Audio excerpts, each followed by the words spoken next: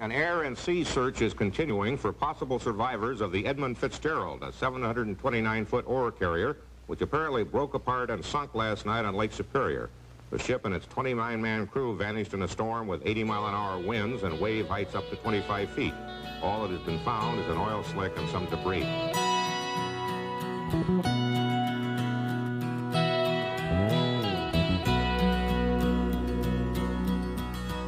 The legend lives on from the Chippewa down of the big lake they call Gitchagumi.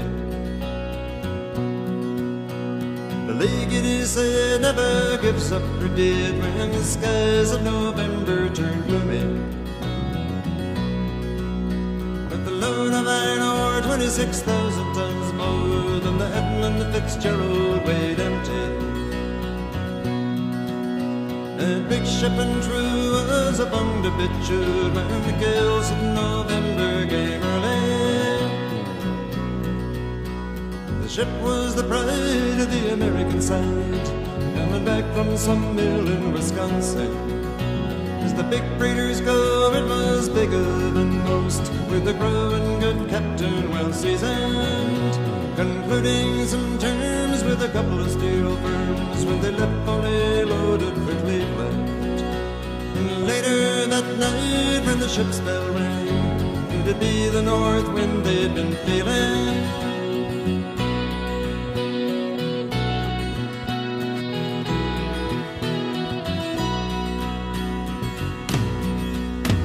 The wind in the wild made a tattletale sound, and a wave broke over the railing. And every man knew, as the captain did, it was the witch of November come stealing. The dawn came late and the breakfast had to wait when gales of November came slashing. When afternoon came, it was freezing rain, face of a hurricane west wind.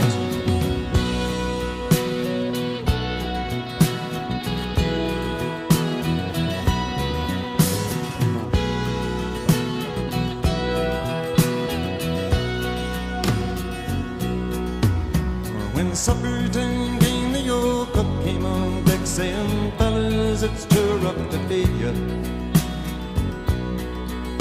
At 7 p.m. a main hatchway gave in. He said, "Fellas, it's been good to know ya."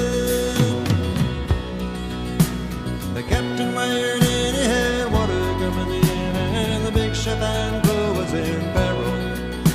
And later that night when his lights went out of sight, in the wreck of the Edmund Fitzgerald. We last had contact with him and made a talk to him. At about 10 minutes after 7, 1910, and he said he was going along fine and no problem. But it looks from the information that we have that it's fairly certain that the Fitzgerald went down. Does anyone know where the love of God goes when the waves turn the minutes to hours? The searchers all say they'd have made Whitefish Bay, they'd put 15 more miles behind her. Might have split up, or they might have capsized. They may have broke even to the water. And all that remains is the faces and the names of the wives and the sons and the daughters. No, I couldn't have him visually. I had him on radar. He was exactly 10 miles ahead of us. I asked him how he was making out with his problems, and he said he was holding his own. I lost contact after that. Lake Huron low Superior sings in the rooms of her ice water mansion. Old Michigan steams like a young man's dreams. The islands and days are for sportsmen. Farther below Lake Ontario takes in what Lake Erie can send her. The iron boats go as the mariners all know, with the gales of November remember.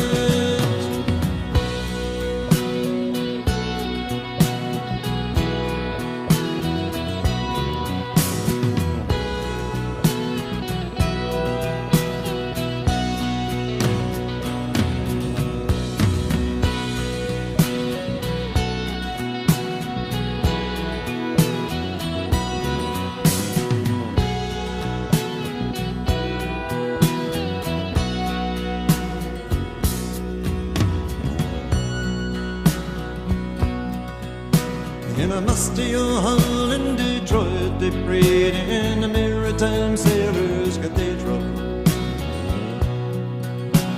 The church bell chimed till it rang 29 times for each man on the Edmund Fitzgerald.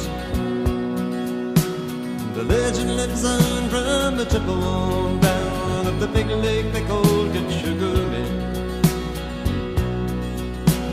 Superior, they said, never gives up your dead when the gales of Northern